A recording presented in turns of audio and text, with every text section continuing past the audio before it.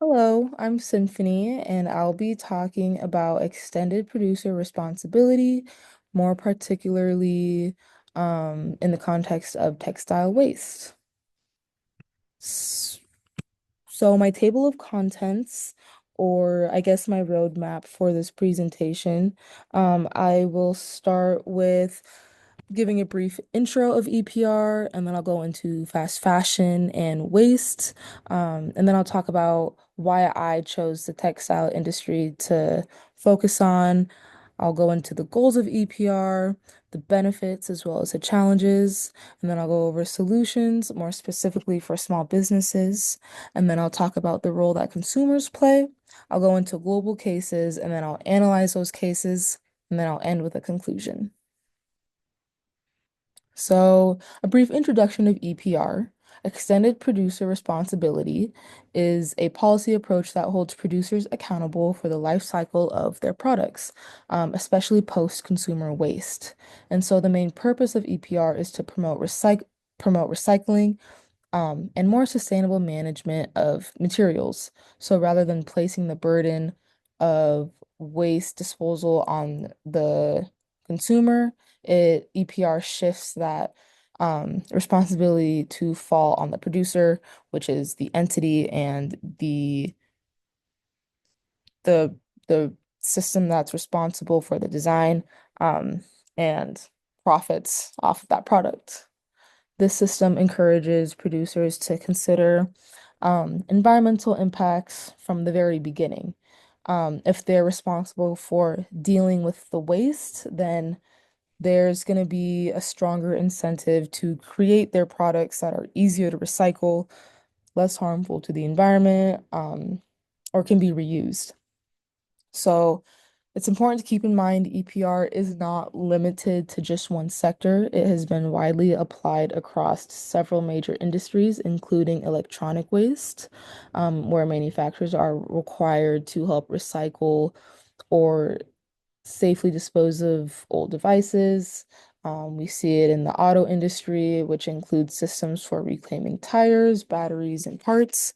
We also see it in packaging, and this is where companies must pay fees based on the type and volume of packaging that's being used. So ultimately, the goal of EPR is to motivate producers to rethink product design and packaging, and to overall create a system that's more circular, more efficient, and environmentally friendly.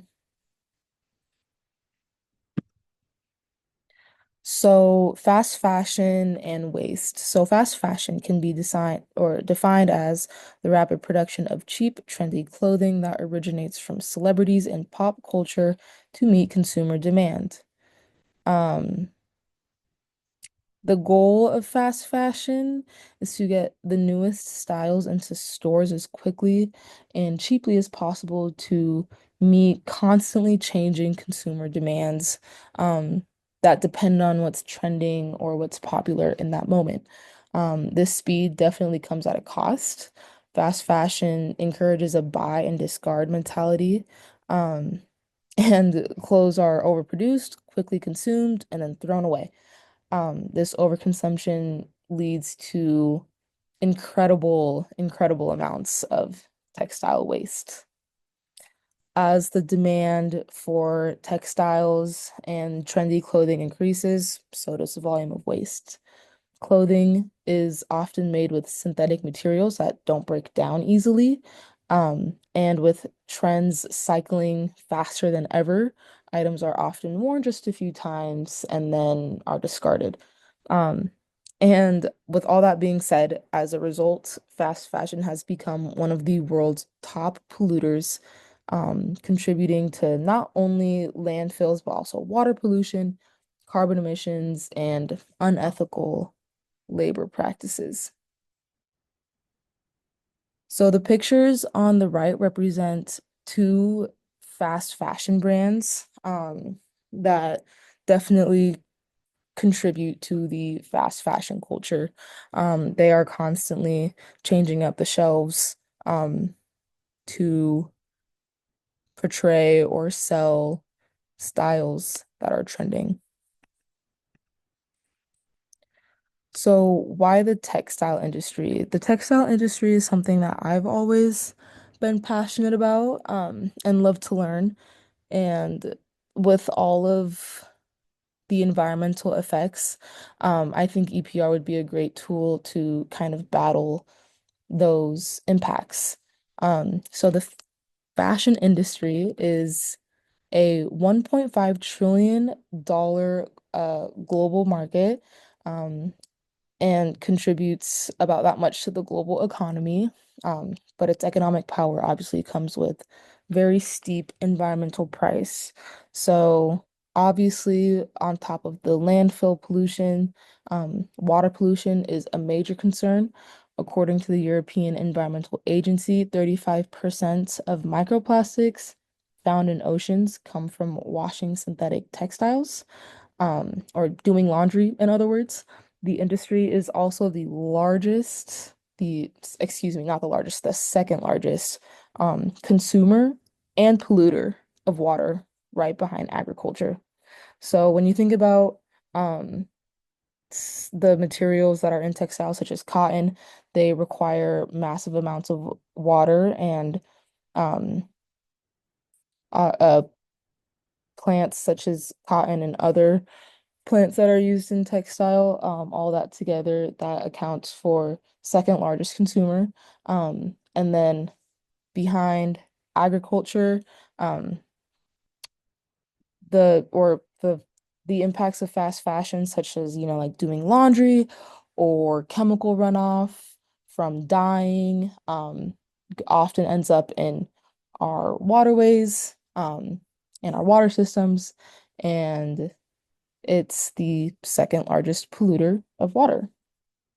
And then there's air pollution. So fast fashion is responsible for around 10% of global carbon emissions.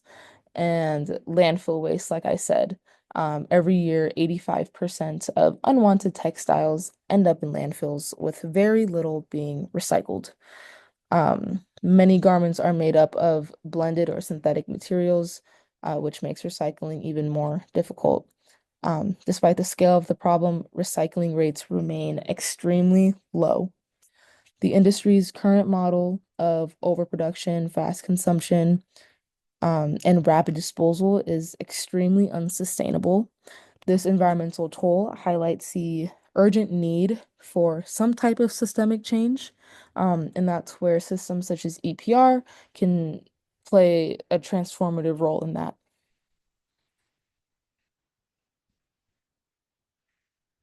So EPR systems, and the goal for textiles, they offer a powerful opportunity to reduce the fashion industry's environmental footprint. They can lower carbon emissions by promoting energy efficient processes. They can cut down on landfill waste by keeping textiles in use longer. EPR can also drives resource conservation, encouraging producers to use fewer raw materials and to design their products with their reused and recycled materials.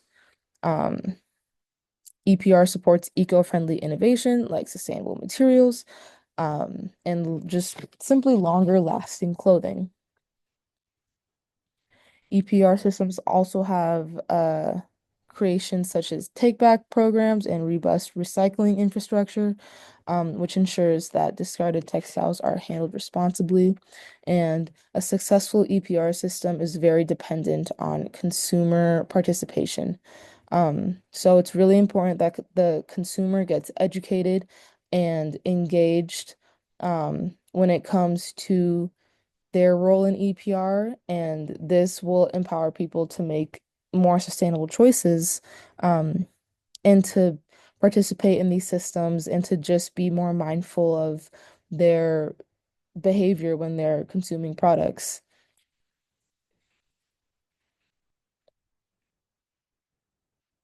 So what are some benefits of EPR? So EPR doesn't just shift waste management, it reshapes the entire product life cycle. And what I mean by that is it encourages the use of sustainable materials, reducing environmental harm from raw resource extraction. And by designing for durability, EPR extends product lifespan, decreases landfill waste, and lowers pollution and greenhouse gas emissions. Economically, EPR can open doors for new jobs in industries in recycling and reuse, especially at the local level. It stimulates circular economies, and circular economies really emphasize and promote reusing and recycling and just operating sustainably. On the consumer side, EPR promotes awareness and responsible consumption, leading to greater participation in recycling and take-back programs, um, and participation in battling what is climate change. When paired with education, this can help shift behaviors towards long-term sustainability.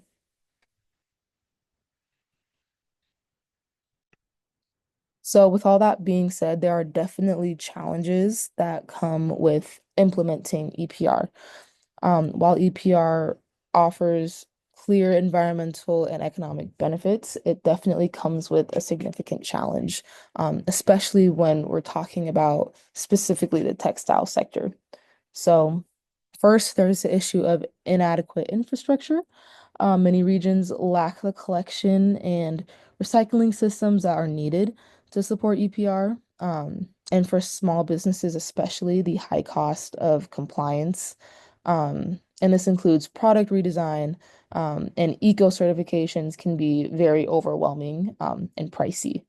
Another barrier is the complexity of textile materials. So, as you can see, the picture on the left displays just a few different types of fabrics. Um, Obviously, clothes and textiles are made from a mix of synthetic and natural fibers, and this can actually make sorting and recycling technologically very difficult and expensive. There's also global barriers and international policy conflicts. And this is between most of the time can happen between developed and developing countries. Um, while wealthier nations may push for stronger EPR laws, developing economies often lack the regulatory frameworks and funding to kind of match those efforts. And then consumer behavior is another level of difficulty. Overconsumption, low recycling participation, and lack of awareness makes it very challenging for EPR to be fully effective. These barriers definitely highlight the need for coordinated policy, funding support, innovation, and consumer education, um, to not only help EPR be effective, but also ensure that it's equitable.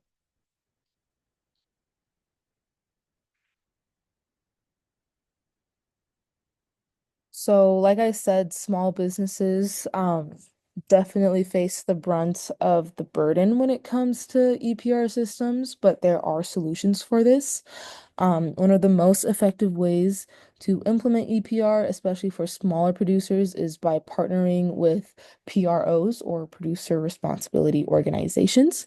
These are nonprofit programs that help producers comply with EPR regulations. And PROs handle the logistics, such as recycling, collecting, and reporting, and this can allow small businesses to meet the legal requirements without taking on like the full operational side of things. Um, Again, for small producers, PROs offer cost sharing models and logistical collaboration. And this makes it feasible to participate in EPR systems without sacrificing competitiveness. Um, But beyond compliance, these partnerships can also help companies build brand, image, and reputation and value through sustainability.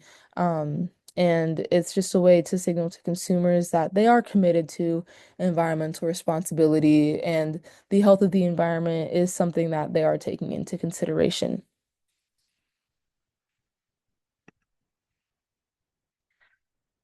So the role of consumers, like I said, is a crucial one. And it is one of the major hurdles that EPR systems face. Low consumer engagement and take back programs and recycling programs can make effective EPR systems um, very difficult to succeed. So there's a couple reasons. Many consumers simply lack awareness. They don't fully understand the environmental impact of textile waste or fast fashion. They a lot of the times consumers don't know how and or where to return these garments. Even when programs exist, uh, collection centers are often located inconveniently, and this makes participation even more or less likely. And then on top of that, there is behavior inertia. And behavior inertia is when consumers stick with habits because it's easy and familiar. So to make EPR truly effective, it's very important to raise public awareness and to improve the accessibility of these systems. It's also important to develop strategies that encourage habit change. Um, so these so these systems are available for consumers in the long term. So consumers can participate um, in the long term. So next, we're going to take a look at how different countries are addressing textile waste specifically through EPR. So France is the first textile-specific EPR, which was launched in 2007. It covers clothing, footwear, and household textiles. Their producer responsibility organization, Refashion, manages the collection and sorting of used textiles. The focus is on extending the product life cycle and preventing waste, not just managing it. So this position that this, excuse me, this positions France as a leader in sustainable textile practices, according to Ellen MacArthur Foundation. Chile implemented its EPR framework in 2016, and it covers six categories. But there were plans to add textiles by 2025 or this year. Their approach emphasizes reuse and involves tailors and small upcycling firms as beneficiaries of EPR funding. This strategy not only supports sustainability, but also has a positive social impact. And this positive impact is Chile is actually formalizing informal labor and are requiring pros or PROs to provide training and financial support in the US. EPR systems are definitely gaining traction and attention. And while EPR systems specifically for textiles don't exist, as far as I know, there is momentum that is growing. Um, Textile waste increased by 80% between 2000 and 2018, yet only 15% of clothing is recycled or reused, according to the Alec MacArthur Foundation. Policymakers such as Congresswoman Pingree are advocating for stronger regulations. The concept of a circular economy is also gaining recognition as an essential tool for reducing textile waste and driving innovation in design and policy. So next, we're going to look at other industries, and we're going to look at other sectors where we can see EPR principles being applied in different contexts, and what lessons that these EPR systems can provide. So in China, they implemented the circular economy law in 2011. And this focused heavily on electronic waste. Policies mandated the collection systems and it included public awareness campaigns with over 100,000 businesses in the recycling sector. The potential is very big. However, there are challenges. Rural areas suffer from fragmented implementation, and high infrastructure costs can make it very difficult for small businesses to compete. Japan has long-standing EPR policies. There was a packaging policy implemented in 95. There was an appliance one in 2001. There was an auto one in 2005. Um, these systems are known for their clear producer responsibilities and high recycling rates. In the auto industry, metals and plastics are reused in manufacturing if they're able. But like China, small businesses can face high startup costs and rural recycling infrastructure is limited. Canada has taken a focused approach to EPR, mainly targeting packaging and printed paper. Their system assigns fees based on waste volume and material type, aiming for a more equitable cost sharing uh, among producers. So, key takeaways from these systems, although these systems aren't textile specific, they showcase EPR in action and can demonstrate how lessons from electronics or packaging or autos or printing paper, how can they be applied to textiles? These case studies highlight both the potential of EPR and the importance of adaptable, inclusive implementation strategies. So let's compare how different countries are approaching EPR and what we can learn from them. So France was an early adopter with the first official textile-specific EPR program. It focuses on life cycle thinking and waste prevention through organizations like Refashion. However, it faces challenges due to the high cost of maintaining the system. Chile brings a unique strength, which is a social integration aspect. Its EPR supports tailors and small reuse firms, and this helps formalize informal jobs. And while this model is promising, the EPR components, more specifically the textile sector, is still in development. In the US, there's growing awareness and momentum with policymakers such as Congresswoman Pingree pushing for a circular economy, but the lack of federal EPR and very low textile recycling rate definitely highlights gaps in national collaboration and coordination. China, uh, has a massive recycling sector backed by law, particularly in e-waste, and also offers public awareness campaigns, but fragmented rule implementation remains a challenge. Japan excels in high recycling rates, and strong producer responsibility, especially in the auto and packaging sectors. Yet the system is prohibited for smaller businesses, much like China.